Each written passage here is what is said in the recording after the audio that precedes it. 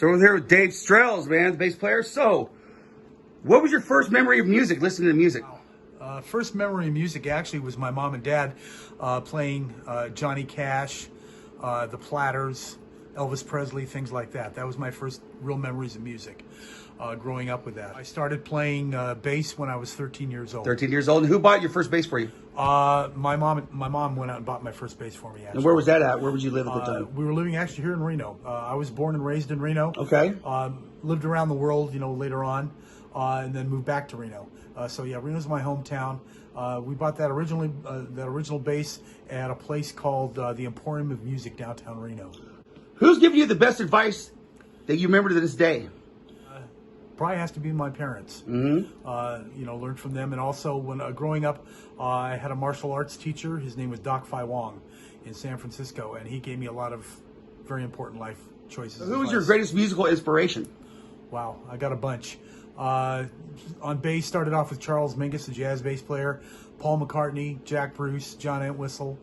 Jaco Pastorius was a huge influence. Mark King, and James Jamerson, famous Motown bass player. I do a lot of Motown lines when you listen to my playing. So that's it. But yeah, a lot of influences throughout the years. And just anything I could grasp onto and learn is.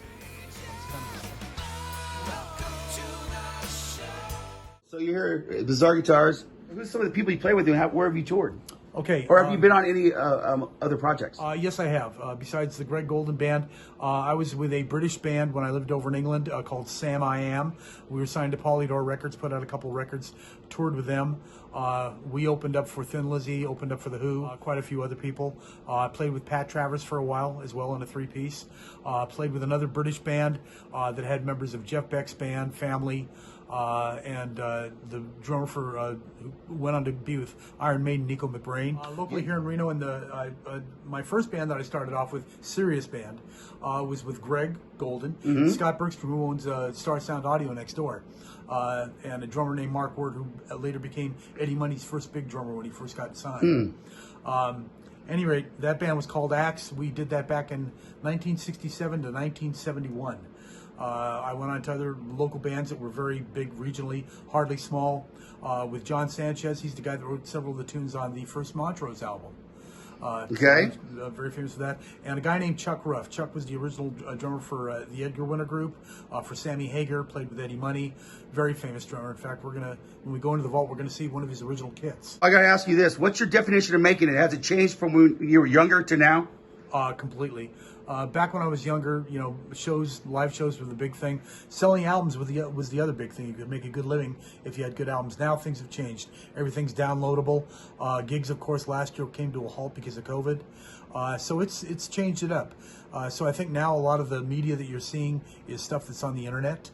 Bands are, promoting themselves that way, and you can, download stuff. So that's where music's gone, and hopefully now we're getting back into live gigs again, so people can see what our craft is and what we really do live. If you could change one thing about the music industry, what would it be?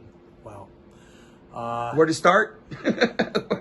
I'll tell you what, go back to the type of talent that we had back in the 60s and the 70s and even into the 80s. That's what I'd go for. Now everything's very processed. It's in a can.